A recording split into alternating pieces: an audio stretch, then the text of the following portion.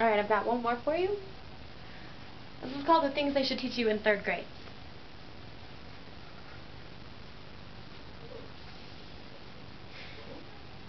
If I am made of rubber and you are part glue, what does that make me to you? Shouldn't we be stuck together like these lines I hit for you?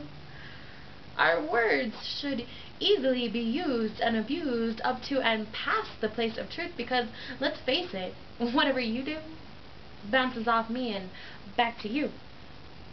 We all think we have something to prove to justify our mood swings, but that's just the beginning. To winning this war on public relationships, we take up vocations with each other that defend lives, but not communication with each other's minds. And the man pushing us up to and past the point of isolation, we live a lonely nation, where insult and hesitation hardly lie within the reply, I know you are, but what am I? But see, I just told you. You say you're rubber, I say part glue, so why don't we try equalizing the two? Instead, man, the things we buy to cover up what's inside, we borrow cups of sugar and shame without ever knowing our neighbors' names. And, well, they probably don't remember mine, but 2 or more wrongs don't make it right. So, years down our own roads, we take out our own loans to buy our own cars so we can get as far away from home as we actually feel. And with my dad smarter than your dad, what's the big deal? Talk of living together sounds so strange. What's a commune? Could we get any further away from each other, even when I'm standing right in front of you? We assume we need our own bathrooms, our own food supply, our own isolated iTunes, and then we wonder why it's so hard to meet anybody new. And I am just as much to blame as you. Some still made in rubber, others fulfilled in glue, so why do we deny what's so long overdue? We think we need private things to pull through, instead we're diminishing the community to the size of our bedrooms.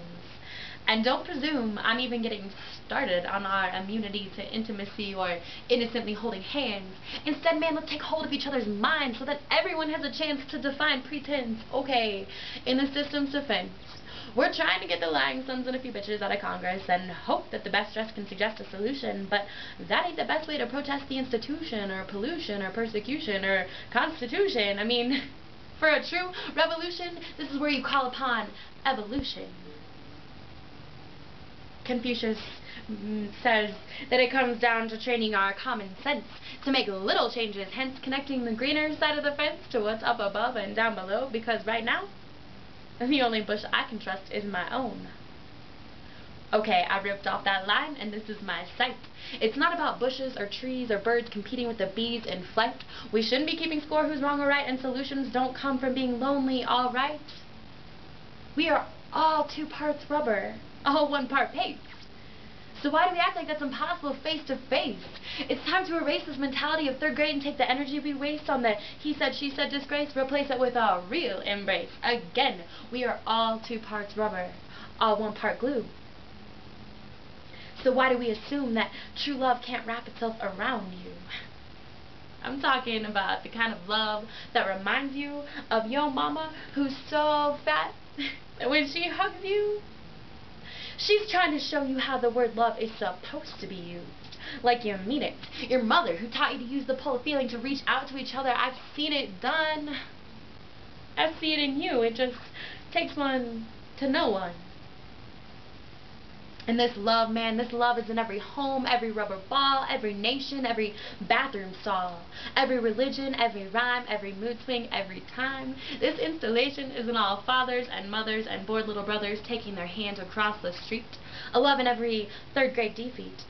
I see love in almost every bush and every bee and every beginning, and it's in every soul. To make that difference, you know you are more than qualified. And if I know you are, then so am I. That is why